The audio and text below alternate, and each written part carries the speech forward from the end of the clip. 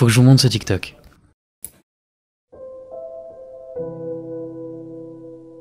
On y voit une grand-mère qui se prépare et qui échange un dernier moment de complicité avec sa petite fille. En fait, elle est sur le point de recevoir une aide médicale pour mourir. Cette dame, elle avait 96 ans, elle était condamnée par plusieurs cancers, alors elle a choisi de mourir avant que ses maladies ne l'emportent. C'est sa petite fille qui a posté le TikTok, qui a fait quasiment 8 millions de vues, mais aussi des milliers de commentaires, du soutien, pas mal de questionnements, certains pour, d'autres contre, et d'autres encore qui demandent comment en bénéficier. En fait, cette vidéo, elle vient pas de chez nous, mais du Canada, où l'aide médicale à mourir est autorisée depuis 2016. Chez nous en France, pour le moment, c'est interdit, même si le débat a lieu depuis des dizaines d'années.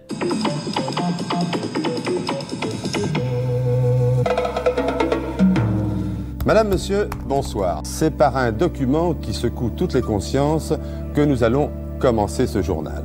Avec cette question, les malades qui souffrent et qui se savent condamnés ont-ils le droit à la mort? J'ai soigné des malades qui m'ont supplié pendant au moins 8 jours d'en finir. Alors, qui peut se prononcer? L'Église, la médecine, la justice? Au chevet du mourant, très fréquemment dans les pays latins, un prêtre catholique. Attenter à la vie humaine, c'est méconnaître l'une de ces valeurs essentielles à notre civilisation. Vous êtes pour ou contre? Je ne suis pas favorable à la loi. Une loi peut-elle organiser la mort d'un être humain? L'euthanasie, vous le savez, c'est le sujet tabou. Bien des vies seraient meilleures s'il n'y avait pas cette hantise de la mort. Et pour en avoir moins peur, il faut savoir que lorsqu'elle arrivera, on peut être en mesure de la terminer si on ne peut plus la supporter. Lorsque j'arrivais avec ma piqûre, on me suppliait de ne pas la faire. Le malade se raccroche quand même. L'euthanasie se voit prônée par certains. À l'opposé, les méfaits de l'acharnement thérapeutique sont vivement dénoncés. La question de la fin de vie qui se pose plus que jamais. Ce respect de la vie, mais nous l'avons, je pense, tout autant que vous, monsieur. Pour nous, l'euthanasie, c'est pas un soin. Le droit de mourir dans la dignité. On doit pouvoir mourir où l'on veut et quand on veut. Ok, c'est bon, ça enregistre. La première question que j'ai envie de te poser, c'est pourquoi est-ce qu'aujourd'hui tu témoignes de manière anonyme ? Alors aujourd'hui, je témoigne de manière anonyme parce que j'ai fait quelque chose qui est interdit en France et qui est passible d'une peine de prison très lourde. Je souhaite me protéger les gens qui sont au courant. Parce que j'ai aidé mon père à mourir en France dans la clandestinité.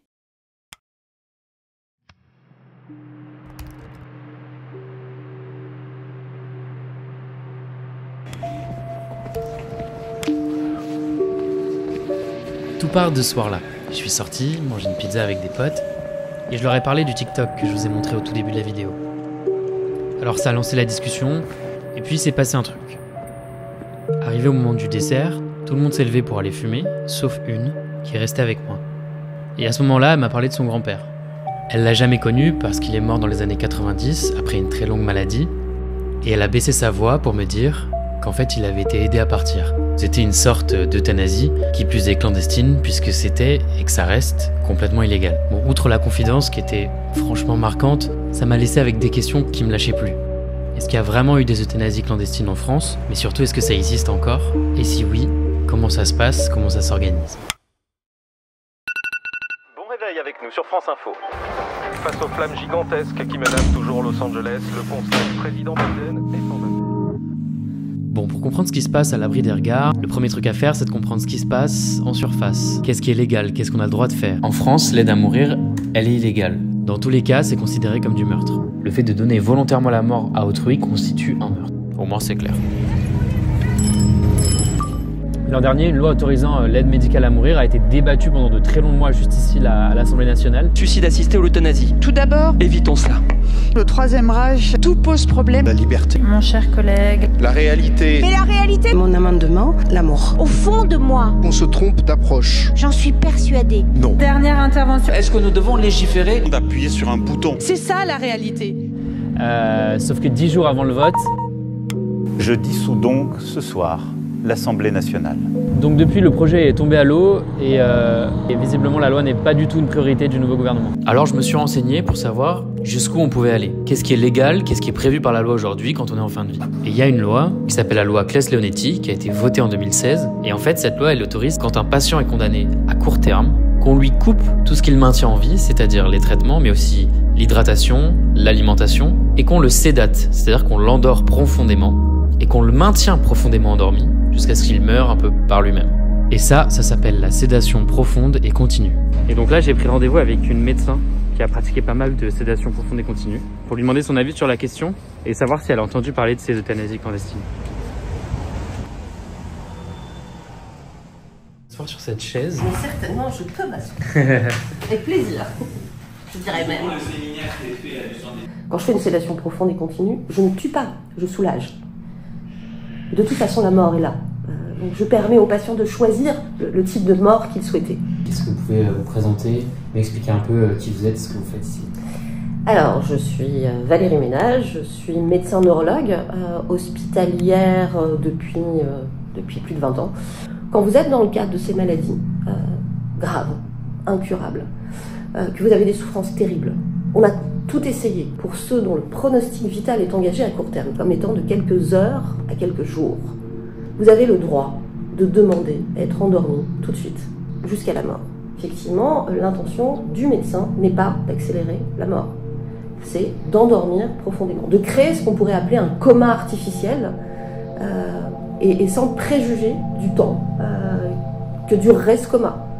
Et par ailleurs, mon expérience de la loi Claes-Leonetti et de la sédation profonde et continue fait que, peut-être qu'éthiquement parlant, ça peut être aussi des situations extrêmement difficiles, et il y a peut-être une ouverture vers une autre forme d'accompagnement que de ces situations de sédation qui peuvent durer des jours et des jours et des jours. Des sédations qui durent des jours et des jours, en fait c'est ça le problème. Il y a des cas où cette procédure elle n'est pas adaptée, où elle fonctionne mal.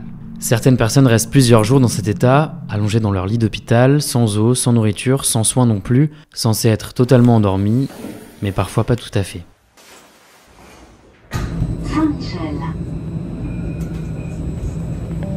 Du coup, je suis parti à Bordeaux. Là-bas, j'ai retrouvé Anne, et elle a vécu quelque chose comme ça justement.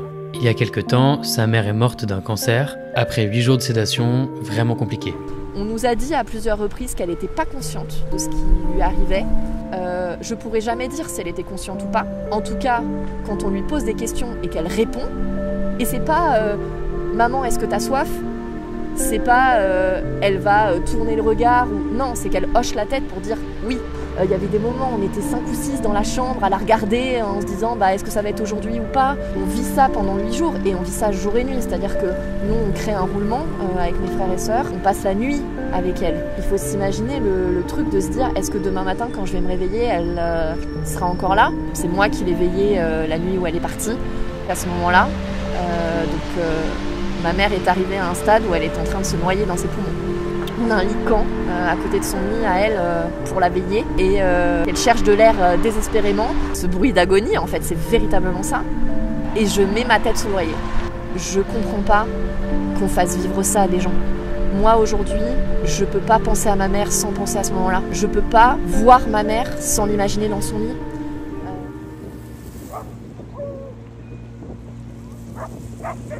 J'ai vu un témoignage sur les réseaux. C'était le témoignage de Manon Bril. Et les médecins nous ont dit c'est fort probable qu'elle soit pas du tout consciente. Donc voilà, il y a des réflexes corporels. Donc nous, on était très soulagés de ça. Et donc mécaniquement, je lui ai demandé est-ce que tu veux que je te mette de l'eau, maman? Et là, elle m'a répondu oui.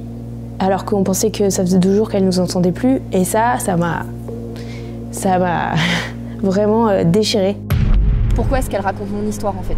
C'est-à-dire que dans les anecdotes, dans ce qu'elle avait traversé, j'avais vécu exactement la même chose. Et là, j'ai eu un espèce de choc. Je me suis dit, en fait, moi qui pensais que j'avais pas eu de bol, je me rendais compte qu'on était plusieurs dizaines, centaines, peut-être même milliers de personnes à ne pas avoir eu de bol et à aujourd'hui vivre avec une colère, un sentiment d'injustice. Moi j'ai cette phrase qui m'a... qui sur le coup m'a glacé le sang Mais en même temps, avec le recul aujourd'hui, je comprends que ma mère elle avait l'habitude de toujours poser son bras sur un coussin, donc on lui avait ramené un coussin de la maison et c'était un coussin rouge.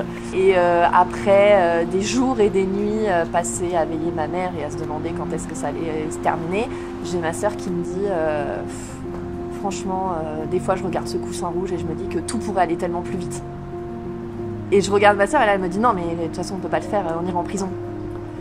Et en fait c'est ça, c'est vraiment se dire qu'à un moment on est tellement à bout du process en tant que proche et puis la patiente aussi. Et c'est vrai qu'il y a cette question qui se pose. Et donc je comprends qu'il y ait des gens qui de façon clandestine le fassent. Est-ce que c'est vrai qu'en France il y a un peu des injections qui se font dans le silence, dans le tabou, dans le... J'aurais bien du mal à vous répondre. En tout cas, je ne peux pas répondre en mon nom puisque je n'ai jamais procédé et c'est bien pour ça aussi que peut-être j'ai pris parole pour dire moi je veux qu'il y ait un cadre légal. Je veux qu'il y ait un cadre légal. Parce que je ne pourrais pas répondre en catimini, à domicile. Mais oui, probablement que ça se fait. Probablement. En fait, la discussion, elle aurait dû s'arrêter là, mais Valérie m'a fait remarquer quelque chose d'assez intéressant. Ce qui interroge dans ce dossier, c'est que globalement, tout le monde est d'accord. Selon les sondages, 80 à 90% des Français sont favorables à l'aide médicale à mourir. Et en fait, si on remonte un peu dans le temps, on se rend compte que la majorité des Français sont pour depuis les années 80 déjà. 3 Français sur 4 sont favorables à l'euthanasie. Alors si ça fait 40 ans que tout le monde est plutôt d'accord, pourquoi ça n'avance pas ? En fait, ce qui était vrai en 78 l'est toujours aujourd'hui. L'euthanasie, vous le savez, c'est le sujet tabou. C'est le débat qui oppose certains malades incurables à leurs médecins, qui oppose les médecins entre eux. Quand ils deviennent officiellement docteurs, les médecins doivent prêter serment. C'est ce qu'on appelle le serment d'Hippocrate. C'est un engagement moral qui va être la boussole de leur pratique au quotidien. Dans ce texte, on retrouve plein de principes. Soigner sans discriminer, ne jamais tromper la confiance des patients, et cette phrase. Je ne provoquerai jamais la mort délibérément. Et ce principe qui régit la médecine depuis toujours crée un malaise, un tabou énorme chez les médecins quand on vient à parler de l'euthanasie. Pour certains, c'est l'ultime soin. Pour d'autres, c'est ce qui s'oppose le plus au rôle de la médecine. Il est énorme ce tabou. Il est énorme. La voix dominante qui aujourd'hui écrase toutes les autres, qui tend à dire que la main qui soigne ne peut pas être la main qui tue, c'est quand même très violent. C'est très violent pour nous soignants qui pourrions nous inscrire dans cette main qui soigne jusqu'au bout. On n'est pas très nombreux à s'exprimer en disant qu'on serait prêt à accompagner par cette injection d'un produit létal, considérant que c'est l'ultime acte de soin. Il faut vraiment se rendre compte de ça, de ce qui pèse sur nous, sur cet interdit de tuer. Donc si on enlève ce chapeau, cette chape morale, bon nombre de professionnels de santé seraient intéressés d'avoir plus d'informations et de pouvoir débattre sereinement. Si la légalisation avance pas, alors que la grande majorité de la population est d'accord, c'est pas qu'une question de tabou médical. J'en ai discuté avec un autre médecin. Elle met en cause un groupe, puissant et influent, et c'est d'ailleurs pour ça qu'elle m'a demandé de rester anonyme. En France, la fin de vie, c'est le domaine des soins palliatifs. Ce sont les services médicaux qui accompagnent les patients en phase terminale pour soulager leur douleur. Et ce sont eux, ou du moins une partie d'entre eux, qui sont le plus opposés à la légalisation de l'aide médicale à mourir. Et pourquoi ? Selon ce médecin, leur opposition est motivée par des intérêts profondément ancrés, hérités d'une des plus vieilles institutions du pays, l'Église catholique. L'euthanasie, vous le savez, c'est le sujet tabou. C'est le débat qui oppose certains malades incurables à leurs médecins et qui est condamné par 20 siècles de religion chrétienne. C'est les acteurs de soins palliatifs qui sont les plus opposés. Putain, ceux qui font la fin de vie tous les jours. C'est l'ADN des soins palliatifs, qui est de dire « je ne t'abandonnerai pas » et en même temps, et c'est dans leur texte, « jamais je ne provoquerai la mort ». Bon. Ce qu'ils disent pas, c'est qu'ils sont quand même vachement issus des milieux catholiques. Ce qui n'est pas du tout une critique. On peut très bien être catholique pratiquant et soutenir l'aide à mourir. Sauf que là, on a affaire à un héritage de catholicisme radical qui était de dire « Dieu t'a donné la vie, seul Dieu peut te la reprendre ». À l'époque, il y avait pas mal de bénévoles, de religieux qui intervenaient dans les hôpitaux. Et en fait, ils sont restés sur cette ligne. Je ne sais pas si vous vous êtes intéressé aux prises de parole de Claire Fourcade, qui est la présidente de la SFAP, Société française d'accompagnement en soins palliatifs. Bon, elle dit ça à longueur de temps, quoi. Vous comptez pour moi, vous appartenez à la communauté, vous n'avez pas le droit de vous en extraire. C'est exactement la même sémantique que les discours des religions monothéistes. Vous comptez pour nous, vous êtes important et quoi qu'il en coûte, on va vous soulager. Et nous, on fait ce boulot-là au nom de toute la société. Vous voyez ce que c'est, Jeanne Garnier ?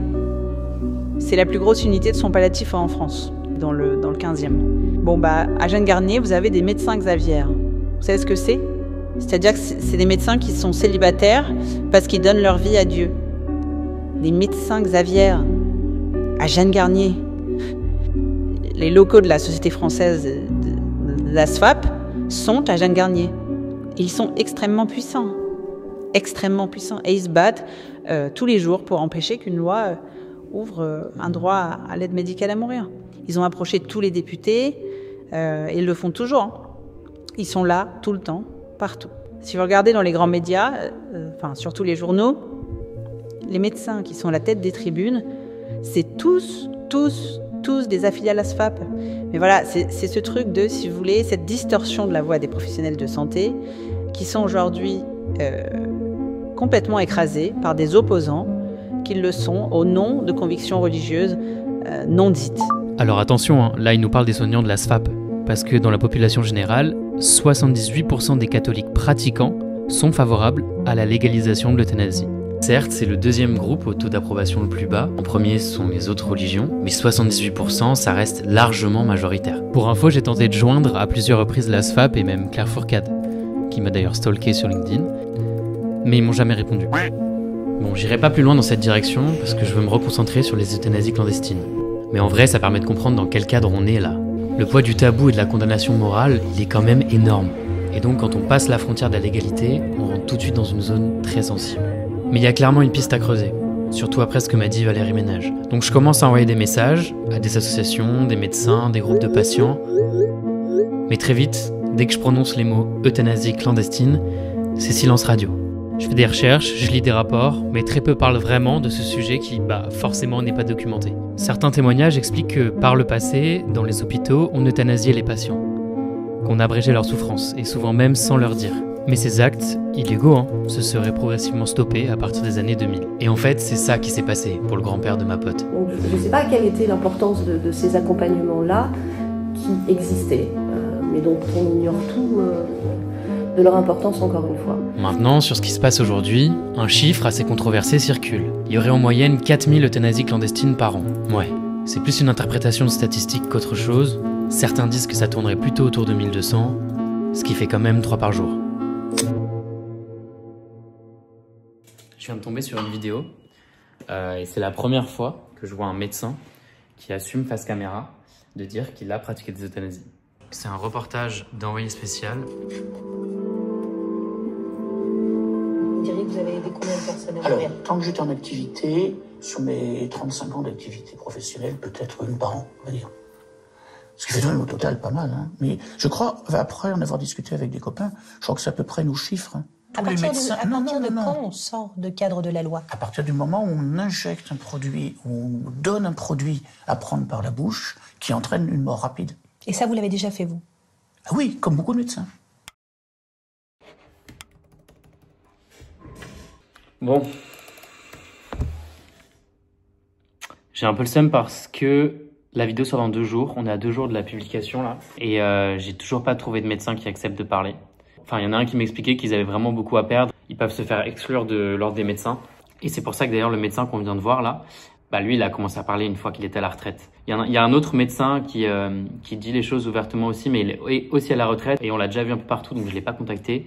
Mais ça montre encore une fois, voilà, le tabou et surtout à quel point ça reste complètement illégal et complètement interdit dans cette profession. Par contre, le médecin a fait une distinction intéressante. En fait, il existe 2 manières de faire.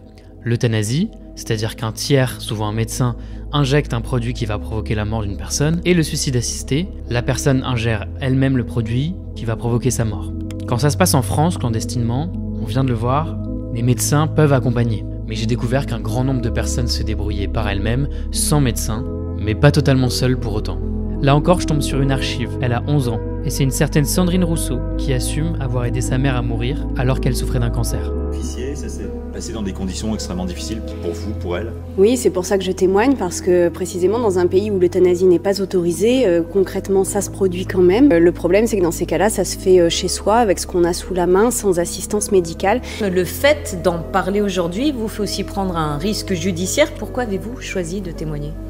Je le fais parce que je pense qu'on est exactement dans la même situation que sur l'avortement juste avant la légalisation, c'est que c'est le témoignage de personnes qui décrivent les conditions réelles dans lesquelles ça se passe, qui peuvent faire bouger les lignes. Je pense que des témoignages, il n'y en a pas tant que ça. J'ai eu des centaines et des centaines de soutiens, mais des centaines, c'est absolument incroyable ce qui se passe. Sandrine Rousseau. Et il y a un truc qui me fait tiquer dans ce qu'elle dit. Elle fait le parallèle avec la situation avant la légalisation de l'avortement. En fait, il existait avant 1975 des réseaux clandestins, composés de médecins, de soignants, mais aussi de militants, qui accompagnaient les femmes pour les avorter illégalement, dans le secret et dans le tabou. Fallait le faire en douce et s'exposer à l'horreur personnelle. Puis c'était tellement condamnable et condamné de toutes les façons que c'était épouvantable.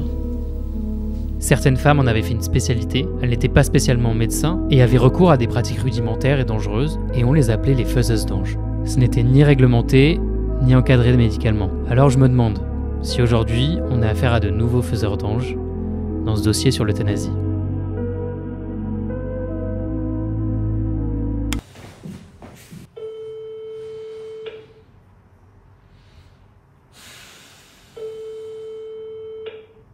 Allô ? J'ai pris l'habitude de vous montrer chaque étape de mon taf. Mais là, je vais faire une entorse à la règle. Je peux pas trop vous dire comment, mais ces faiseurs d'anges, je les ai trouvés. En fait, il en existe plein et de plein de manières différentes. Des médecins isolés, des particuliers. Mais ce qui m'a intéressé, ce sont ces réseaux informels, qui sont en fait des branches plus ou moins officielles d'associations qui militent pour avoir le droit de choisir sa mort. Oui, bonsoir, vous pouvez m'entendre ? Et en fait, j'ai trouvé quelqu'un qui en fait partie. D'accord, est-ce que vous pouvez m'expliquer un petit peu comment se passe tout cet accompagnement ? Elle me décrit le fonctionnement du réseau et je suis assez étonné parce qu'en fait, ils sont vachement bien rodés. C'est plutôt organisé. Quand quelqu'un prend contact avec eux, ils lui rendent visite. Donc il y a une première visite. Ils veulent s'assurer que la personne n'est pas sous influence, qu'elle décide pour elle-même, qu'elle a en gros toute sa tête et qu'elle n'est pas juste dépressive par exemple. Ensuite, leur aide s'assimile plutôt à du conseil. Juridique d'abord, pour prouver, après coup, que la personne est bien à l'origine de la démarche et que c'est sa volonté. Puis, ils aident à se procurer de la documentation, notamment un livre interdit qui se vend sur le dark web et qui répertorie différentes manières de mourir. Puis, ils conseillent sur comment trouver et se procurer les produits. Parfois, ils le fournissent même. Enfin, dans certains cas, ils accompagnent les personnes jusqu'au bout, c'est-à-dire qu'ils sont là le jour de la prise du produit. C'est un petit peu vague. Le problème, c'est que, à le faire de cette manière, caché et sous les radars, ça fait qu'il n'y a pas de contrôle, pas de garde-fou, rien pour empêcher les potentielles dérives ou les mauvaises manipulations de produits par exemple. Vous avez des soupçons de dérive ? Ces accompagnants, ce ne sont pas des soignants. Et en fait, si certaines associations forment leurs membres, rien ne certifie cette formation. Au revoir. Là, ça fait quelques jours que je suis en contact avec une dame qui s'appelle Claire. Elle a aidé son père à mourir. Et elle a été aidée par un de ces réseaux clandestins. Elle est ok pour qu'on se rencontre, donc là je vais aller la voir. Et potentiellement, elle pourrait me raconter son histoire, et donc témoigner. Son message était un peu particulier. Il y avait écrit « Retrouvez-moi au café. Je serai à l'étage, j'aurai mon sac orange posé sur le coin de la table. » Elle est méfiante. Elle veut pas me dire d'où elle vient, alors on commence à discuter. Et je dois montrer un peu patte blanche en quelque sorte. La rassurer sur le fait qu'elle peut avoir confiance et que son secret et son anonymat seraient préservés si elle venait à témoigner. Le rendez-vous se passe bien, on décide de se revoir quelques semaines plus tard pour qu'elle me raconte son histoire. Je vais vous laisser avec le témoignage de Claire. Alors évidemment vous verrez pas son visage, donc j'ai mis le témoignage en podcast si vous voulez l'écouter en faisant autre chose. Si vous restez sur la vidéo, vous aurez des infos exclusives et quelques images jamais vues. Je vous laisse l'écouter et je vous retrouve à la fin du témoignage. Ok, c'est bon, ça enregistre. La première question que j'ai envie de te poser, c'est pourquoi est-ce qu'aujourd'hui tu témoignes de manière anonyme ? Alors aujourd'hui, je témoigne de manière anonyme parce que j'ai fait quelque chose qui est interdit en France et qui est passible d'une peine de prison très lourde. Je souhaite me protéger les gens qui sont au courant. Parce que j'ai aidé mon père à mourir en France, dans la clandestinité. Merci beaucoup d'être allé au bout de cette enquête. Retrouvez la suite du témoignage exceptionnel de Claire en cliquant juste ici.